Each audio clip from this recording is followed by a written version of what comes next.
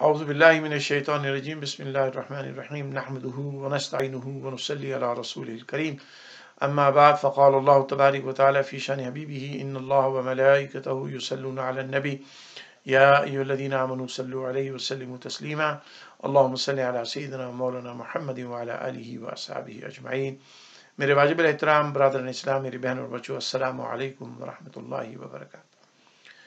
زندگیاں صحابہ کرام کی رضوان اللہ تعالی علیہم اجمعین کے اس سلسلے میں آج ہم ایک ایسے صحابی رسول کا تذکرہ سنیں گے، ان کے ذکر سے سعادت حاصل کریں گے کہ جو دیکھنے میں تو بڑے ہی دبلے پتلے سے کمزور سے انسان لگتے ہیں، قد بھی ان کا بڑا چھوٹا سا ہے، لیکن بے انتہا شجاع، بے انتہا بہادر، تلوار چلانے کے ماہر اور خطرہ لینے میں ان کا کوئی ثانی نہیں۔ میدان جنگ میں ایسی جگہوں پر آپ جا کے لڑا کرتے تھے جہاں پر دوسرے لوگ جاتے ہوئے گھبراتے تھے، اور رسک لینے میں، خطرے کو سامنا کرنے میں آپ بلا خوف و خطر اس خطرے میں کود جایا کرتے تھے۔ یہی وجہ کہ سیدنا عمر بن الخطاب رضی اللہ تعالی عنہ نے اپنے دور خلافت میں مختلف علاقوں کے گورنروں کو ہدایت کی تھی کہ ان کو کسی دستے کا، فوجی دستے کا سربراہ مت بنانا، کیونکہ یہ خود کود جاتے ہیں اور پرواہ نہیں کرتے، تو ہو سکتا ہے یہ پورے دستے کو کسی اننیسیسری خطرے میں ڈال دیں۔ یہ صحابی رسول ہیں حضرت برا بن مالک انصاری رضی اللہ تعالی عنہ۔ اور یہ کون ہیں؟ مشہور صحابی رسول جو کئی حدیثوں کے راوی ہیں، اور بہت لوگ الحمدللہ یہ اس صحابی رسول کو جانتے اس لحاظ سے کہ آپ کا حدیث شریف کے اندر کافی آپ کا ذکر ہوتا ہے، نام آتا ہے، کئی حدیثوں کے راوی ہیں۔ حضرت انس ابن مالک انصاری رضی اللہ تعالیٰ عنہ، یہ حضرت انس ابن مالک انصاری رضی اللہ تعالیٰ عنہ کے بھائی ہیں۔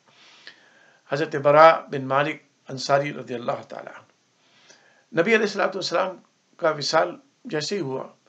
حضرت ابوبکر صدیق رضی اللہ تعالیٰ عنہ نے خلافت کی ذمہ داریاں سنبھالی، تو دوسری طرف کچھ لوگ جنہوں نے نبوت کے دعویٰ کر بیٹھے، 6 جھوٹے نبی مختلف علاقوں میں کھڑے ہو گئے اور وہ بھی اپنے آپ کو نبی کہلوانے لگے۔ ان جھوٹے نبیوں میں سب سے پاورفل، جو فزیکل لحاظ سے پاورفل آدمی تھا، وہ تھا مسلمہ بن حبیب کذاب۔ یہ نجد کا رہنے والا تھا،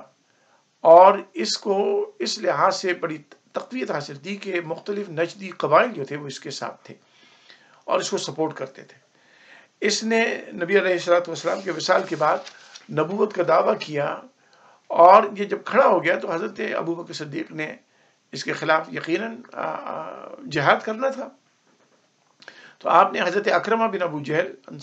کی قیادت میں ایک فوج بھیجی، جس کو مسلمہ بن کذاب نے شکست دی، اور اس مسلمہ بن کذاب کو اس میں فتح حاصل ہوئی۔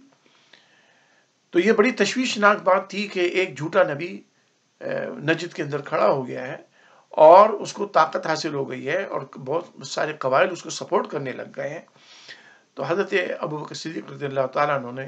دوسری مسلمان فوج کو بھیجا، جس کی قیادت حضرت خالد بن ولید رضی اللہ تعالیٰ عنہ کے سپرد کی گئی۔ حضرت خالد بن ولید فوج کو لے کر آئے اور یمامہ کے علاقے میں مسلمہ بن کذاب کے ساتھ اس فوج کا اور یمامہ کی فوج مسلمہ بن کذاب کی فوج کا آمنا سامنا ہوا۔ غزوہ یمامہ اور جنگ یمامہ بہت مشہور ہے اور بڑی خونی جنگ ہے یہ۔ اس میں جہاں پر 20,000 سے زیادہ مرتد اور کافر مارے گئے، وہاں پر مسلمانوں کا بھی بہت زیادہ جانی نقصان ہوا تھا۔ اس جنگ میں سب سے پہلے جب مسلمان آگے بڑھے اور حضرت خالد بن ولید کی قیادت میں مسلمہ بن کذاب سے مقابلہ ہو رہا تھا، تو اس دفعہ بھی مسلمانوں کا پلہ بہت ہلکا لگ رہا تھا، اور مسلمہ بن کذاب کی فوج کو بڑا اپر ہینڈ حاصل تھا۔ تو جب یہ دیکھا، حضرت خالد بن ولید نے دیکھا کہ مسلمانوں کی فوج کو دب رہی ہے اور اس کو وہ پیچھے ہٹ رہے ہیں اور مسلمہ کا اپر ہینڈ ہوتا چلا جا رہا ہے، تو آپ نے جنگی اسٹریٹجی، ماشاءاللہ حضرت خالد بن ولید رضی اللہ تعالیٰ عنہ تو بڑے ماہر تھے جنگ کے، تو آپ نے دوبارہ سے اپنی فوج کو آرگنائز کیا، اور آپ نے کیا کیا کہ مختلف قبائل کے جو دستے تھے ان قبیلے کے اپنے آدمی کو ان دستوں کی قیادت سپرد کی، تاکہ وہ دیکھ سکیں کہ کون سا قبیلہ کمزور ہے اور کہاں پر مسلمان جو ہے وہ تیزی سے آگے بڑھ سکتے ہیں اور کہاں پر مسلمانوں کو تھوڑا سا کمزوری کا سامنا ہے۔ تو آپ نے مختلف قبائل کے جو دستے تھے ان کو تشکیل دے کر پھر دوبارہ مسلمہ بن کذاب کے اوپر حملہ کیا۔ اس جنگ میں مشہور صحابی رسول حضرت ثابت بن قیس، یہ مشہور واقعہ تاریخ میں درج ہے کہ حضرت ثابت بن قیس نے اپنے آپ کو کمر تک گڑھے کے اندر گاڑ لیا اور جھنڈا لے کے کھڑے ہو گیا اور دشمن سے مقابلہ کرتے رہے۔ گڑھے میں گاڑنے کا مقصد صرف یہ تھا کہ آپ پیچھے نہ ہٹیں، بس اپنی جان اللہ کی بارگاہ میں پیش کر دیں، اور اسی طرح سے حضرت ثابت بن قیس کا وہاں پر آپ نے شہادت کا جام نوش کیا۔ اسی طرح سے اسی جنگ میں حضرت عمر فاروق رضی اللہ تعالیٰ عنہ کے بھائی حضرت زید بن خطاب، وہ بھی اپنے دستے کی قیادت کرتے ہوئے انہوں نے بھی جام شہادت نوش کیا۔ اسی طرح سے حضرت سالم، وہ بھی اس فوج کے اندر شامل تھے اور اپنے دستے کی قیادت کرتے ہوئے وہ بھی شہید ہو گئے۔ تو جب یہ مسلمانوں کی کافی بڑی تعداد شہید ہو گئی تو حضرت خالد بن ولید رضی اللہ تعالیٰ عنہ نے حضرت برا بن مالک انصاری رضی اللہ تعالیٰ عنہ کو حکم دیا کہ اب آپ آگے بڑھیں۔ اب یہ جہاں سے حضرت برا بن مالک نے جو کام کیا اور جس طرح سے جواں مردی کے ساتھ آپ لڑے، تو آپ حضرت برا بن مالک جیسے کہ بالکل وہ نڈر ہو کے جنگ کیا کرتے تھے اور بالکل اپنی جان کی پرواہ نہیں کرتے تھے۔ آپ اندر گھس گئے اور آپ نے 100 کافروں کو اپنے ہاتھ سے موت کی گھاٹ اتارا۔ لڑتے لڑتے مسلمانوں الحمدللہ حضرت برا بن مالک انصاری رضی اللہ تعالیٰ عنہ کی قیادت میں جب مسلمانوں نے مسلمہ بن کذاب کے ساتھ جگر کھول کر جنگ کی اور بالکل بہادری کا مظاہرہ کیا، تو پھر مسلمہ بن کذاب کو شکست ہونے لگی اور وہ پیچھے ہٹنے لگا۔ یہاں تک کہ مسلمہ بن کذاب ایک باغ تھا جس کی چاروں طرف بڑی اونچی دیواریں تھیں، جس کا گیٹ تھا، قلعہ نما تھا، باہر سے لگتا تھا لیکن وہ باغ تھا بیسیکلی۔ تو مسلمہ بن کذاب اپنی فوج کے ساتھ اس باغ کے اندر جا کے اس نے پناہ لے لی۔ اس باغ کو مسلمانوں کی فوج نے محاصرہ کر لیا، اور محاصرہ جب طویل ہوتا چلا گیا تو حضرت برا بن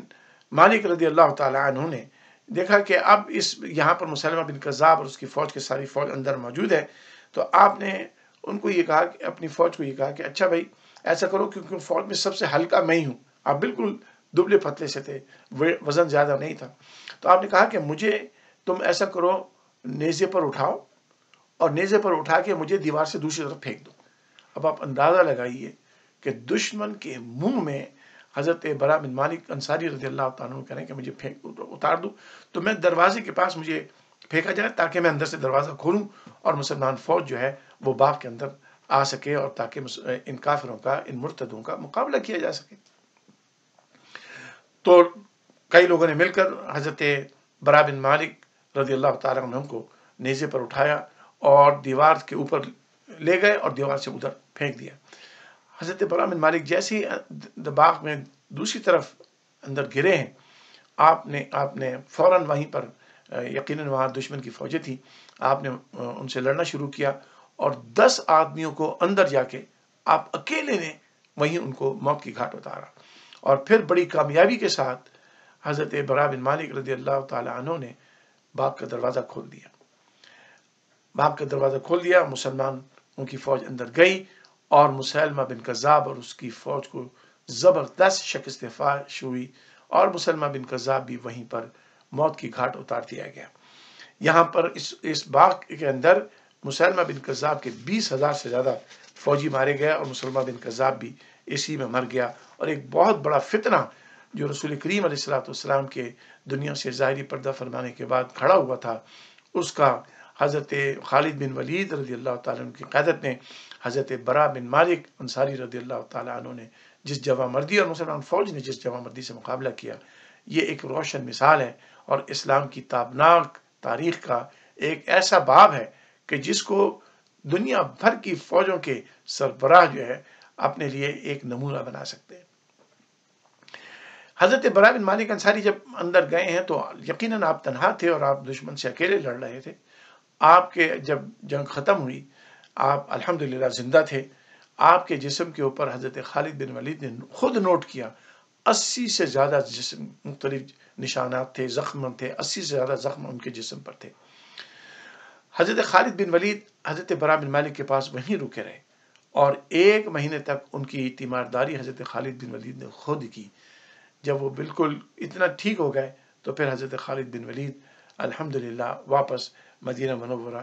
تشریف لے آئے۔ تو یہ حضرت برا بن مالک کی بہادری کی ایک مثال ہے۔ ایک اور مثال حضرت برا بن مالک انصاری رضی اللہ تعالیٰ عنہ کی میں دیتا ہوں کہ آپ بے انتہا بہادر تھے۔ مسلمہ بن کذاب کی جنگ میں اللہ نے ان کو غازی بنایا، تو اب ان کو حضرت عمر رضی اللہ تعالیٰ عنہ کے دور میں ایران کا ایک شہر تھا تستر، اس کی جنگ میں ان کو بھیجا گیا، اور حضرت برا بن مالک انصاری رضی اللہ تعالیٰ عنہ ایران کی اس جنگ میں کی قیادت کرتے ہوئے جب وہاں پر پہنچے تو اس میں یقیناً مسلمانوں کا اپر ہینڈ تھا۔ تو وہاں کا جو گورنر تھا اس نے کیا کیا کہ قلعے کے اندر اپنے آپ کو محصور کر دیا۔ حضرت برا بن مالک انصاری رضی اللہ تعالیٰ عنہ نے قلعہ کا محاصرہ کر لیا، اور قلعے کا محاصرہ جب کر لیا تو اب مسلمان فوج بہت دیر تک اس کا محاصرہ رہی، اور دشمن جو ہے وہ اندر سے قلعے کے اندر سے تیر پھینکتا رہا اور زہر آلود تیر پھینکتے تھے، تو جس کو لگتا تھا وہ وہیں پر شہید ہو جاتا تھا۔ جب اس محاصرے نے طول اختیار کیا تو حضرت برا بن مالک انصاری رضی اللہ تعالی عنہ نے یہ فیصلہ کیا کہ ہم اس کے دیواروں کے قریب جائیں اور وہاں سر پر اوپر چڑھائی کریں۔ تو اب ایرانی فوج میں یہ بات نوٹ کرنی ہوگی کہ ایران کی فوج اس وقت one of the most modern army at that time, that was the Iranian army. تو انہوں نے ایک نئی ٹیکنیک تھی کہ قلعے کے دیواروں کے اوپر انہوں نے زنجیروں سے ہکس لٹکائی ہوئی تھی، جو یعنی بالکل آگ میں تپا کے ان کو لٹکایا جاتا تھا، سرخ ہو جایا کرتی تھی، اتنی وہ لوہے کی ہکس ہوتی تھی جو اس میں زنجیروں میں لگی ہوتی تھی۔ تو مسلمان کوئی بھی ان ہکس کے قریب جاتا تھا تو یہ اس میں اس کو پھنسا لیتے تھے، اور پھر کیا کرتے تھے، اس کے جسم میں وہ ہک پھنس جاتی تھی تو اندر سے کافر جو تھے وہ زنجیر کو کھینچ کے اسے اندر لے جاتے تھے، یقیناً اس میں وہ شہید ہو جایا کرتے تھے یا بہت بری طرح سے زخمی ہوتے تھے۔ ایک دن کیا ہوا کہ حضرت انس بن مالک رضی اللہ تعالیٰ عنہ یہ بھی اس فوج کے اندر تھے، تو یہ ان کو وہ جو ہک تھی قلعے کی وہ لگ گئی، تو جیسے ہی یہ ہک میں پھنسے تو اندر سے کافروں نے ان کو زنجیر کے ذریعے اوپر اٹھانا شروع کیا تاکہ ان کو اوپر اٹھا کے اندر پھینک لیں۔ تو جیسے حضرت برا بن مالک نے دیکھا کہ ان کے بھائی ایک ہک پہ پھنس گئے ہیں، تو آپ آگے بڑھے اور آپ نے اپنے بیئر ہینڈز کے ساتھ، دستانے نہیں ہوتے تھے، آپ نے اس دھکتے ہوئے آگ کے اس زنجیر کو پکڑا اور حضرت انس بن مالک رضی اللہ تعالیٰ عنہ کو اس سے نکالنے کی کوشش کی، اور آپ کے ہاتھ جلتے رہے لیکن آپ باز نہیں آئے، اور آپ نے حضرت انس بن مالک کو اس ہک سے چھڑا لیا۔ لیکن اس دوران میں آپ کے پورے ہاتھ جل گئے تھے، ہڈیاں نظر آ رہی تھی، گوشت پورا پگھل گیا تھا۔ اسی جنگ میں حضرت برا بن مالک انصاری رضی اللہ تعالیٰ عنہ نے اللہ سے دعا کی کہ اے اللہ، میں پچھلی جنگوں میں زندہ بچتا رہا ہوں، میں غازی بنتا رہا ہوں،